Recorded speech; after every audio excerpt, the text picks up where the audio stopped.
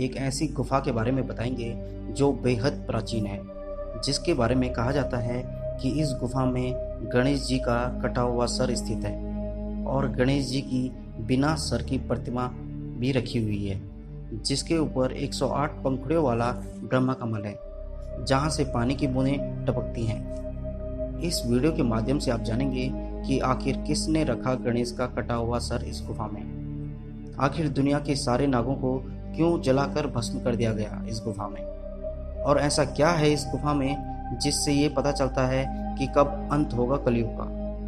उत्तराखंड के पिथौरागढ़ में स्थित पाताल भुवनेश्वर गुफा भक्तों की आस्था का केंद्र है। ये गुफा विशालकाय पहाड़ी से करीब 90 फीट अंदर है। ये गुफा उत्तराखंड के कुमाऊं मंडल के प्रसिद्ध नगर अल्मोड़ा से सेराघाट होते हुए 160 किलोमीटर की दूरी तय कर पहाड़ी वादियों के बीच बसे सीमांत कस्बे गंगोलीहाट में स्थित है। पाताल भुवनेश्वर गुफा किसी आश्चर्य से कम नहीं है।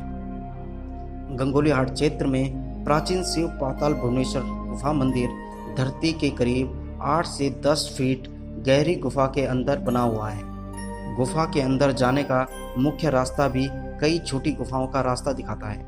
आपको 25 फुट सीधा नीचे उतरने के लिए गुप्त अंधेरा मिलेगा। जब आप मुख्य द्वार से सकरी फिसलन भरी 80 से 84 सीढ़ी उतरकर गुफा में प्रवेश करेंगे, तब आपको एक ऐसी दुनिया दिखेगी जो आपके सामने युगों युगों का इतिहास एक साथ प्रकट कर देगी। गुफाओं में सीढ़ियां उतरते ही आपको एक बड़े कमरे में 33 करोड़ देवी देवताओं की प्रतीकात्मक शिलाएं, प्रतिमाओं व बहते पानी मिलेंगे। हिंदू धर्म में भगवान गणेश जी को प्रथम पूज्य माना गया है। गणेश जी के जन्म के बारे में कई कथाएं प्रचलित हैं। कहा जाता है कि एक बार भगवान शिव ने क्रोधावश गणेश जी का सर धड़ से अलग कर दिया था। बाद में पार्वती माँ के कहने पर भगवान गणेश जी को हाथी का मस्तक लगाया गया, लेकिन जो मस्तक शरीर से अलग किया गया था तो वह सर भगवान शिव ने इस गुफा के अंदर रख दिया था। जब आप इस गुफा में घुसेंगे तब शुरुआत में आपको नरसिंह भगवान के दर्शन होते हैं। कुछ नीचे जाते ही शेषनाग के फनों की तरह उभरी संरचना पत्थरों पर नजर आती है। मान्यता है कि पूरी धरती इसी पर टिकी है। थोड़ा आगे चलकर आप उस जगह पर पहुंच जाएंगे जहां शिव भगवान ने गणेश जी का सिर काट कर रख दिया था। उनके ऊपर गुफा की छत में चट्टान से बने कमल का फूल है, जिससे पानी टपकते हुए मूर्ति पर गिरता है। भगवान शंकर की लीला असली होने के कारण उनकी विशाल जटाएं इन पत्थरों पर नजर आती है। शिव जी की तपस्या की कमंडल, खाल सब नजर आते हैं। जब आप थोड़ा और अंदर जाएंगे तब आपको गुफा की छत से गाय के एक थन की आकृति नजर आएगी। ये कामधेनु गाय का स्तन है, जिसे विष भैंस के ऊपर निरंतर दूध की धारा बहती रहती थी, पर अब कलयुग में अब दूध के बदले इससे पानी टपक रहा है। गुफा में और आगे जाने पर आपको एक मुड़ी गर्दन वाला गरुड़ एक कुंड के ऊपर बैठा दिखाई देगा। माना जाता है कि शिवजी ने इस कुंड को अपने नागों के पानी पीने के लिए बनाया था। इसकी रेख देख गरुड़ के हाथों में ही थी। इस गुफा में ब्रह्मा, विष्णु व महेश की मूर्तियां साथ साथ स्थापित हैं। यहाँ छत के ऊपर एक ही छेद से क्रमानुसार पहले ब्रह्मा, फिर विष्णु, फिर महेश, इन मूर्तियों पर पानी टपकता रहता है। इन गुफाओं में चारों युगों के प्रत्येक रूप में 4 पत्थर स्थापित हैं। इनमें से एक पत्थर, जिसे कलयुग का प्रतीक माना जाता है, वह धीरे धीरे ऊपर उठ रहा है। माना जाता है कि जिस दिन ये कलयुग का प्रतीक पत्थर दीवार से टकरा जाएगा, उस दिन कलयुग का अंत हो जाएगा।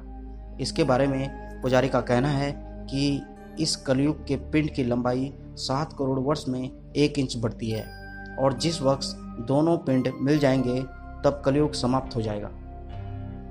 स्कंद पुराण में बताया गया है कि स्वयं महादेव शिव पाताल भुवनेश्वर में विराजमान रहते हैं और अन्य देवी देवता उनकी स्तुति करने यहाँ आते हैं। यह भी वर्णन है कि त्रेता युग में अयोध्या के सूर्यवंशी राजा ऋतुपूर्ण जब एक जंगली हिरण का पीछा करते हुए इस गुफा में प्रविष्ट हुए थे, तब उन्होंने इस गुफा के भीतर स्वयं महादेव शिव सहित 33 करोड़ देवी देवताओं के साक्षात दर्शन किए थे।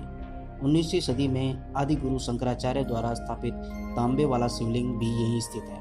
माना जाता है कि इस गुफा के आखिरी छोर पर पांडवों ने शिवजी के साथ चौपड़ खेला था। इस गुफा में भगवान केदारनाथ, उनके बगल में ही बद्रीनाथ विराजमान है। ठीक सामने बद्री पंचायत बैठी है। बद्री पंचायत के ऊपर की ओर बाबा अमरनाथ की गुफा है तथा पत्थर की बड़ी बड़ी जटाएं फैली हुई हैं। गुफा में ही काल भैरव के जीव के दर्शन होते हैं। ऐसा माना जाता है कि जो भी मनुष्य काल भैरव के मुंह से गर्भ में प्रवेश कर पूंछ तक पहुंच जाए, उसे मोक्ष की प्राप्ति हो जाती है। दोस्तों, एक गुफा के अंदर इतनी व्यवस्थित तरीके से स्थापित इतनी प्राचीन आकृतियां और शिवलिंग को देखकर दिल और दिमाग में यही ख्याल आता है कि सच में ये आकृतियां जीवंत रही होंगी और सच में यहाँ महादेव स्वयं विराजते हैं। अगर आपने इस गुफा के दर्शन किए हैं तो अपने अनुभव हमें कमेंट बॉक्स में लिखिए। अगर वीडियो पसंद आए तो वीडियो को लाइक ज़रूर कीजिएगा और हमारे चैनल को सब्सक्राइब करना मत भूलिएगा।